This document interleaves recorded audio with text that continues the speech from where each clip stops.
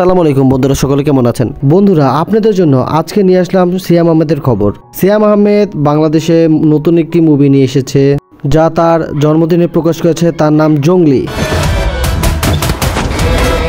বন্ধুরা, এটা কিন্তু পুষ্পার নকল নয়।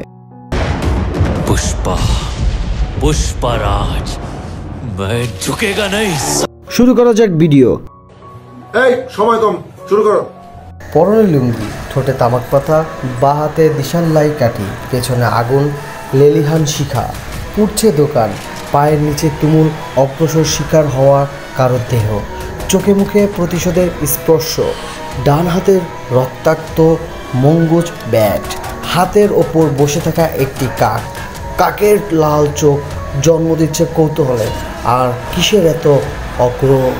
কার প্রতি এই জিজ্ঞাসা? জীবনের কোনো বঞ্চনা তাকে এমন বিভীষিকা পরিণত করেছে। নতুন সিনেমা জঙ্গলির ফার্স্ট লুক নিয়ে এমনভাবেই দেখা দিয়েছিলেন সিয়াম আহমেদ। এটা হচ্ছে বাংলাদেশের এই ইন্সপায়ার হতে পারে পুষ্পার থেকে, বাট এটা ওই পুষ্পার গল্প না, এটা অবশ্যই বাংলাদেশের কমার্শিয়াল গল্প হবে।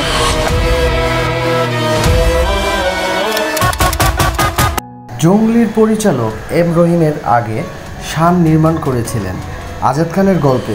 জঙ্গলির চিত্রনাট্য করেছেন যৌথভাবে কলকাতার সুকৃত সাহা ও মেহেদি হাসান।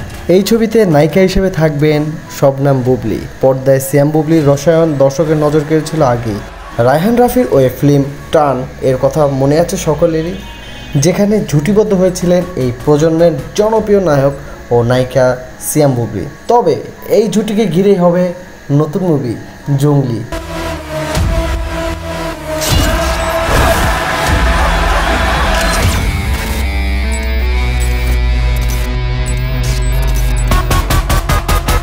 পোস্টার দেখেই বোঝা যাচ্ছে জঙ্গলি কতটা পাওয়ারফুল একটি গল্প।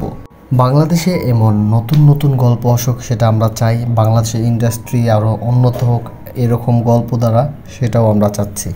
বেস্ট অফ লাক জঙ্গলির জন্য, এবং আমরা চাই যেন জঙ্গলি আরও পাওয়ারফুল হয়ে ওঠে। মুভিটি কুরবানি ঈদে মুক্তি পাবে। বন্ধুরা, যারা এখনও আমার চ্যানেলকে সাবস্ক্রাইব করেননি, অবশ্যই সাবস্ক্রাইব করবেন, লাইক করবেন, কমেন্ট করে আপনাদের মতামত জানিয়ে দিবেন।